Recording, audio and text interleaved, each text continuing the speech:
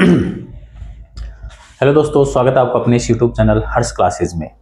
आज हम class 10th के जो बच्चे हैं उनके लिए जो मोस्ट इंपॉर्टेंट क्वेश्चन है या फिर बोर्ड में अपने कैसे क्वेश्चन आएंगे क्लास 10th में मैथ में।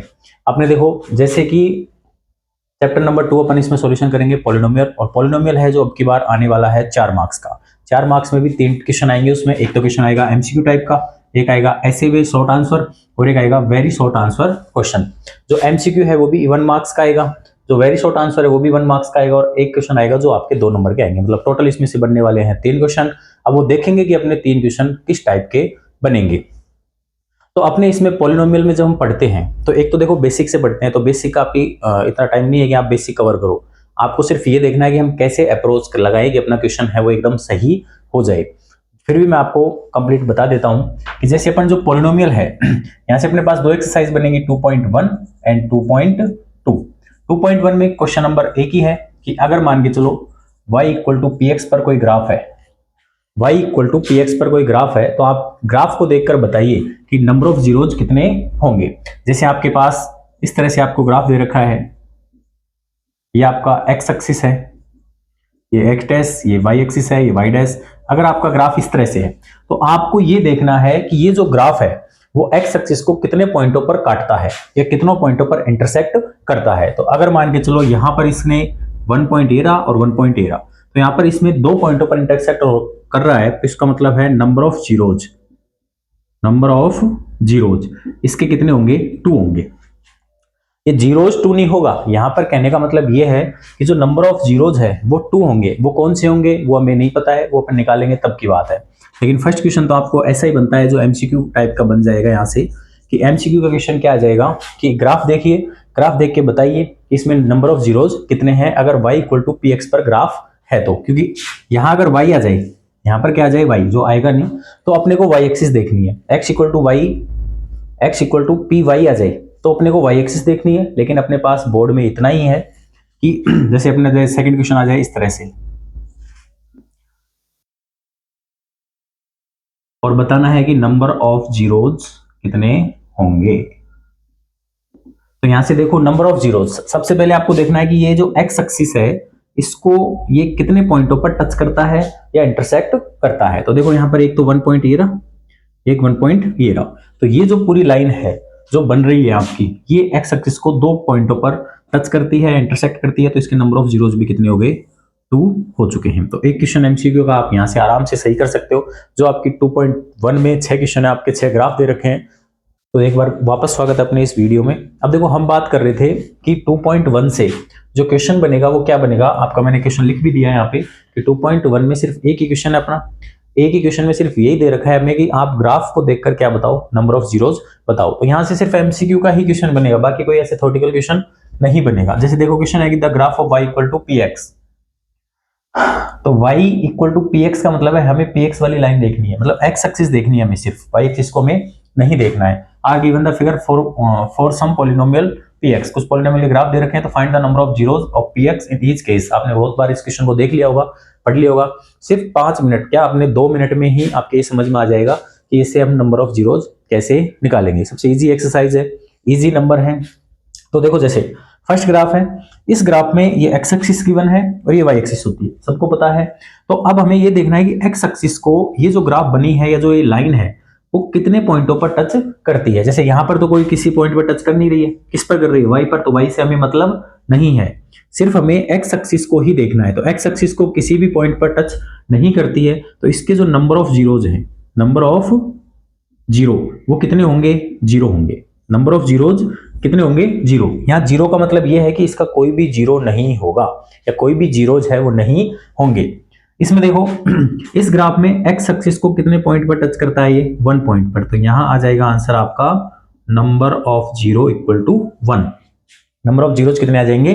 1। मतलब इस ग्राफ को देखते हुए हमें ये पता चल रहा है कि y equal to P x का जो इक्वेशन है उस पर जो नंबर ऑफ जीरोज है वो उनकी जो संख्या है वो कितनी होगी? आपकी 1 होगी। अब ये 1 का मतलब ये नहीं है कि नंबर ऑफ जीरो ही 1 होगा, इसमें सिर्फ ये दे रखा है कि नंबर ऑफ जीरोज 1 होंगे। अब वो 1 कोई सा भी हो सकता है, 5 हो सकता है, 6 हो सकता है, -5 हो सकता है, कुछ भी हो सकता है। यहां से देखो यहां पर ये 1 पॉइंट, ये 2 पॉइंट और ये 3 पॉइंट, मतलब ये एक्स एक्सिस को 3 पॉइंटों पर आपके इंटरसेक्ट करता है, या एक्स एक्सिस को 3 पॉइंट पर आपके यहाँ पर टच करता है। तो यहाँ पर नंबर ऑफ जीरोज है, यहाँ पर नंबर ऑफ जीरोज जो हो जाएंगे वो आपके हो जाएंगे 3, क्योंकि 1 2 3 3 पॉइंटों पर टच करता है, तो 3 पॉइंट 3 जीरोज। यहाँ पर देखो कितना आ जाएगा 1 2 3 4, तो नंबर ऑफ जीरोज यहाँ पर कितने आ जाएंगे 4, नंबर ऑफ जीरोज यहाँ पर कितने आ जाएंगे 4। इसी तरह यहाँ से देखो 1 2 3, यहाँ पर देखो ये टच कर रहा है, इंटरसेक्ट और टच दोनों अपने को इतना ही देखना है, टच करे चाहे इंटरसेक्ट करे, दोनों केस में हमें को वो पॉइंट लेना है। तो 1 2 एंड 3, तो यहाँ पर कितना आएंगे नंबर ऑफ जीरोज 3। ये इतनी सी आपकी एक्सरसाइज थी, उम्मीद करता हूं आपके ये एक्सरसाइज समझ में आई होगी। अब देखो अगर क्वेश्चन वो घुमा सकता है, जो कि घुमाएगा वैसे नहीं, तो कैसे थोड़ा बहुत चेंज लाएगा। जैसे अगर इस y equal to P X की जगह मैं यहां पर कर दूं x equal to P Y, क्या कर दूं x equal to P Y, और for the sum polynomial P X की जगह मैं यहां पे कर देता हूं पी वाई। तब हमें क्या करना है, तब हमारे नंबर ऑफ जीरोज है वो सारे पलट जाएंगे। पलटेंगे कैसे, कि हमें सिर्फ वाई एक्सिस देखनी है, फिर हमें एक्स एक्सिस नहीं देखनी है। तो अब यहाँ वाई एक्सिस को कितने पॉइंट पर इंटरसेक्ट करता है 1, तो उस केस में जब x equal to P Y हमें गिवन हो, तो उस केस में नंबर ऑफ जीरोज हो जाएंगे 1, इस केस में नंबर ऑफ जीरोज आएंगे 0, और इस केस में नंबर ऑफ जीरोज हो जाएंगे 1।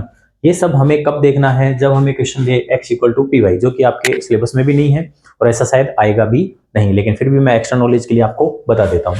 तो अब हम चलते हैं एक्सरसाइज 2.2 में, जो अपने पास 2 ही क्वेश्चन है, उसमें अपने कौन से फॉर्मूले काम आएंगे, कैसे अपने को ये अप्रोच लगानी है कि अपने क्वेश्चन है वो दोनों सही हो जाएं और अपने एकदम 4 में से 4 आपके मार्क्स इसमें मिल जाएं।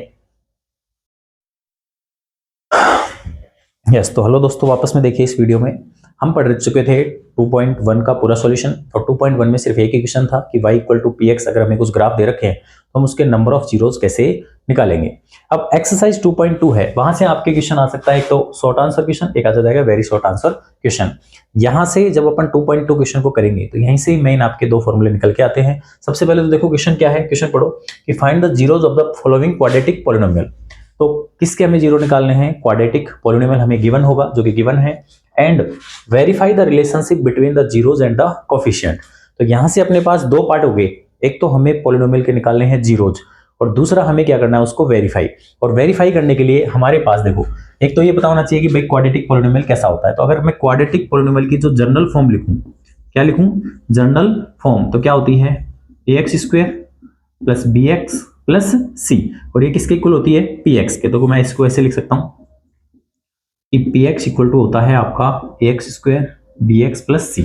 ये होती है किसी भी पॉलिनोमियल की जनरल फॉर्म। क्वाड्रेटिक पॉलिनोमियल की बात यहां पर हो रही है, जहां a की वैल्यू क्या होती है 0 के इक्वल नहीं होती है।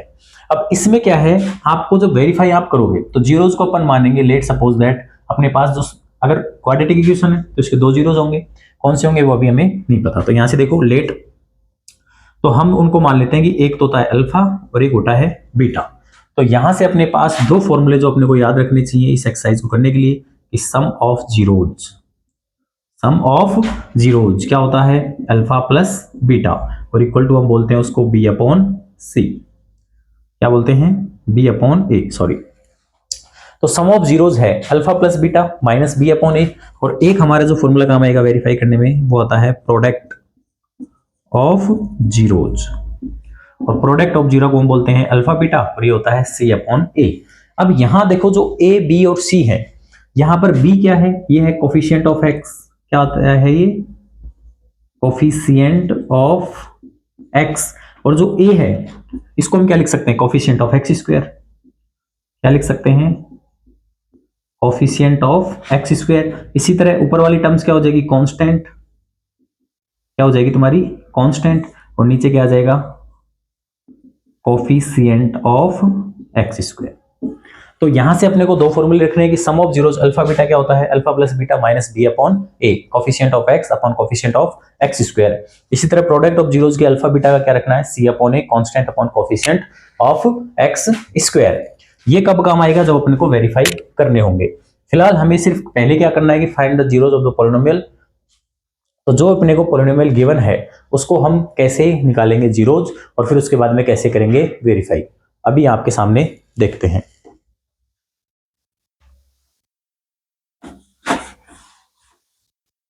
तो देखो एक क्वेश्चन हम कर लेते हैं जिससे आपको पैटर्न समझ में आ जाएगा। जैसे फर्स्ट क्वेश्चन है आपका एक्स स्क्वायर -2x -8। तो मैं इसको भी मिटा देता हूँ क्योंकि क्वेश्चन आपके साथ बुक आप खोल रखी होगी तो आपके सामने वो क्वेश्चन होगा। तो देखो क्वेश्चन नंबर 1 था अपना x² -2x -8, ये क्वेश्चन था। और इस क्वेश्चन में हमें क्या करना है, फाइंड द जीरोज निकालने हैं और जीरो निकालने के बाद में हम उसको वेरीफाई करेंगे। तो जीरोज निकालने के लिए सबसे पहले आपको पता ही है, इसको अपन px मान लेते हैं। क्या मान लेते हैं कि px equal to x² -2x -8। अब देखो सबसे पहले हमें क्या करना है, इसके टुकड़े करने हैं। क्या करने हैं, टुकड़े। अब टुकड़े कैसे करते हैं, देखो अब हमें एक तो पता होना चाहिए सम और एक पता होना चाहिए प्रोडक्ट। अगर हम टुकड़े बना रहे हैं कि हमारा सम करने पर तो आना चाहिए क्या, जो कोफिशिएंट ऑफ x का है तो कितना आना चाहिए सम करने पर -2, और प्रोडक्ट करने पर क्या आना चाहिए, जो कांस्टेंट टर्म्स है और आपके कोफिशिएंट ऑफ x² है इसका 1 है और -8 तो आना चाहिए -8। ये चीजें ही समझ में आ गई तो समझो सारा काम हो गया। जो अपने पास सम करने पर तो आता है कोफिशिएंट ऑफ, अगर मैं यहां से देखो इसको b मान सकते हैं। क्या मान सकते हैं, b की जो वैल्यू आएगी वो सम में आना चाहिए और प्रोडक्ट में आना चाहिए आपका AC। क्या आना चाहिए, AC। अगर आप थोड़ा बहुत ऐसे ध्यान रखो तो इसका कंपेयर करने के लिए नहीं आए तो कोई दिक्कत नहीं है।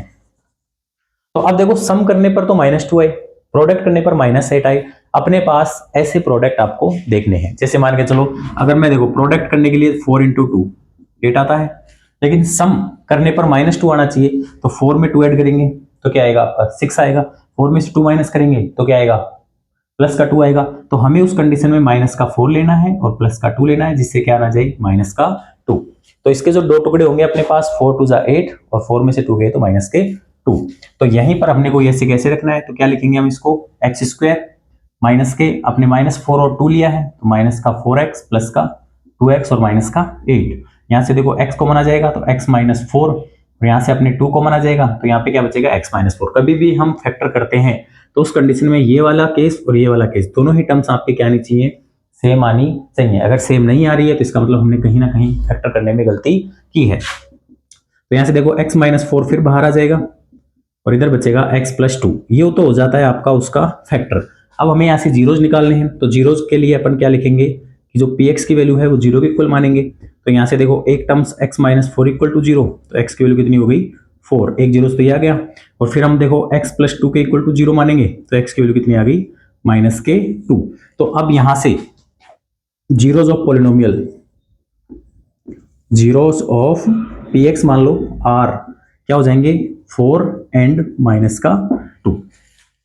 तो ये है आपका पहला केस, पहला पार्ट इस क्वेश्चन का कि हमें जीरो कैसे निकालने हैं। तो जीरोज निकालने के लिए जो जीरोज ऑफ px है वो आपके कितने आ गए 4 एंड -2।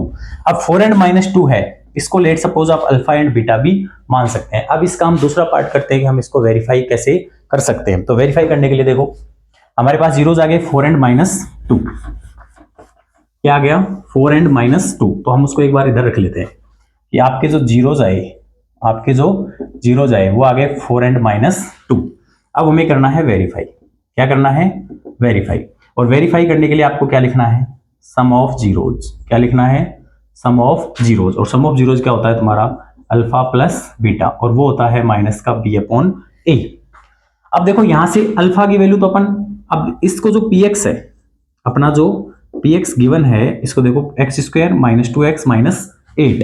तो इसको अपन जब कंपेयर करेंगे किससे, ax² + bx + c से, इससे आपको क्या करना है कंपेयर। तो यहां से देखो a की वैल्यू कितनी आ जाएगी 1, a की जगह क्या है 1 और b की जगह साइन के साथ लेना है आपको, अगर माइनस है तो माइनस लेना है, प्लस है तो प्लस लेना है। तो b की जगह क्या आ गया -2 और c की जगह क्या आएगा, देखो c की जगह क्या आ गया साइन के साथ उठाना है -8।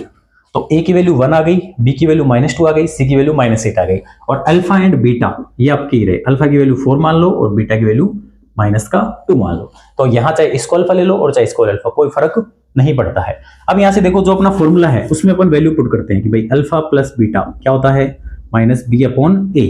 तो अल्फा की वैल्यू तो बच्चों कितनी हो गई 4 और बीटा की वैल्यू कितनी आ गई -2।